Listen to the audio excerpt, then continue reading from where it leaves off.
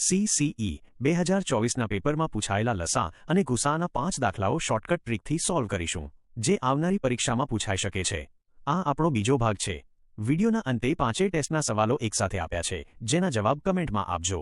ચાલો શરૂ કરીએ આજનો પહેલો દાખલો. પહેલા દાખલામાં આપણે 0.5, 0.8, 1.6 અને 1.4નો લસા શોધવાનો છે. અહીં પોઈન્ટ જોઈને ગભરાવાને બદલે માત્ર ઓપ્શન પર ધ્યાન આપો. લસા એવી સંખ્યા હોય જે આપેલી બધી સંખ્યાઓથી ભગાય. અહીં 1.4માં 14 છે, એટલે આપણો જવાબ 7થી ભગાવવો જોઈએ. જો તમે ઓપ્શન જુઓ તો 48 અને 92 લિસ્ટમાંથી નીકળી જશે, કારણ કે તે 7થી ભગાતા નથી. હવે 56 અને 84 વધ્યા, પણ 1.6 એટલે કે 16ના ઘડિયામાં 84 આવતા નથી, જ્યારે 56ને 1.6 અને 1.4 બંને વડે નિશેષ ભાગી શકાય છે. આમ કોઈ મોટી ગણતરી વગર ઓપ્શન સી 56 આપણો સાચો જવાબ છે. બીજા દાખલામાં એક ખેડૂત પાસે 80 ચોરસ મીટર અને 120 ચોરસ મીટરના 2 ખેતરો છે, જેને સમાન અને મોટામાં મોટા વિભાગમાં વહેંચવા છે.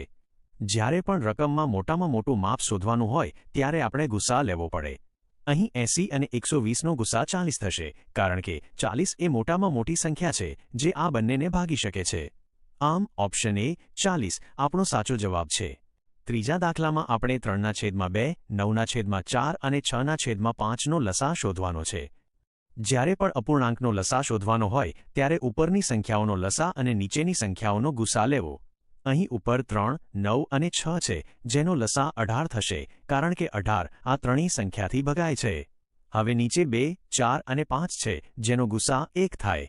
આમ 18/1 એટલે કે આપણો જવાબ 18 આવશે. ઓપ્શન ડી 18 સાચો જવાબ છે. બોનસ દાખલામાં આપણે 6/50, 24/20 અને 15/25નો ગુસા શોધવાનો છે. જ્યારે પણ અપૂર્ણાંકનો ગુસા શોધવાનો હોય ત્યારે ઉપરની સંખ્યાઓનો ગુસા અને નીચેની સંખ્યાઓનો લસા લેવો પડે. અહીં ઉપર 6, 24 અને 15 છે, જેનો ગુસા 3 થશે, કારણ કે 3 એ એવી મોટામાં મોટી સંખ્યા છે જે આ ત્રણેયને ભાગી શકે છે. હવે નીચે 50, 20 અને 25નો લસા 100 થાય. આમ આપણો અંતિમ જવાબ 3/100 આવશે. ઓપ્શન ડી 3/100 સાચો જવાબ છે. ચોથા દાખલામાં આપણે 3 પદાવલીઓનો લસા શોધવાનો છે, જેમાં આખો દાખલો ગણવાને બદલે આપણે માત્ર પહેલા સમીકરણ x² ઓછા 3x વત્તા 2ના અવયવ પાડીશું, જે આપણને x ઓછા 1 અને x ઓછા 2 મળે છે, એટલે કે સાચા ઓપ્શનમાં આ બંને અવયવ હોવા જ જોઈએ. જે જોતા ઓપ્શન એમાં x વત્તા 2 હોવાથી તે નીકળી જશે અને ઓપ્શન બીમાં x ઓછા 1 ન હોવાથી તે પણ નીકળી જશે. હવે ઓપ્શન સી અને ડી બંનેમાં આ અવયવો છે, પણ જો આપણે બીજા 2 સમીકરણો જોઈએ તો તેમાં અચલ સંખ્યા 6 અને 3 છે, અને બંનેમાં શરૂઆતમાં 2x હોવાથી તેના ગુણાકારમાં 4x² આવવો જોઈએ, જે માત્ર ઓપ્શન સીમાં છે, કારણ કે ઓપ્શન ડીમાં 2x² અને વધારાનો x વત્તા 2 અવયવ છે, જે રકમમાં ક્યાંય નથી. આમ ઓપ્શન સી સાચો જવાબ થશે. અને જો આ શોર્ટકટ સમજવામાં મુશ્કેલી પડતી હોય તો તમે મને કમેન્ટમાં જણાવી શકો છો. હું તેનો અવયવની રીતવાળો નવો શોર્ટ વિડીયો બનાવી દઈશ. 5મા દાખલામાં 2 અલગ અલગ ઘંટ 10 મિનિટ અને 14 મિનિટના અંતરે વાગે છે. જ્યારે પણ 2 વસ્તુઓ ફરી ક્યારે સાથે મળશે તે શોધવાનું હોય ત્યારે આપણે તેનો લસા લેવો પડે. અહીં 10 અને 14નો લસા 70 મિનિટ થાય છે. હવે 70 મિનિટ એટલે કે 1 કલાક અને 10 મિનિટ. જો બંને ઘંટ છેલ્લે બપોરે 12 વાગ્યે સાથે વાગ્યા હોય તો હવે પછી તેઓ 12 વત્તા 1 કલાક અને 10 મિનિટ એટલે કે બપોરે 1 અને 10 વાગ્યે ફરી સાથે વાગશે. આમ ઓપ્શન ડી 1:10 PM સાચો જવાબ છે.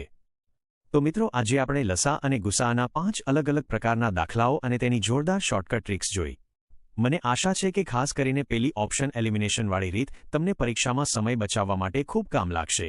જો તમને આ વિડીયો ગમ્યો હોય અને કંઈક નવું શીખવા મળ્યું હોય તો વિડીયોને લાઇક કરવાનું અને તમારા મિત્રો સાથે શેર કરવાનું ભૂલતા નહીં. આવા જ બીજા શોર્ટકટ અને ગણિતના અવનવા દાખલાઓ શીખવા માટે ચેનલને સબસ્ક્રાઇબ કરી લેજો. જો હજુ પણ કોઈ દાખલામાં મૂંઝવણ હોય તો બિંદાસ કમેન્ટમાં પૂછજો. હું તમારા માટે નવો શોર્ટ વિડીયો બનાવી દઈશ. ફરી મળીશું એક નવા ટોપિક સાથે. ત્યાં સુધી ગણિતની પ્રેક્ટિસ ચાલુ રાખજો. આભાર.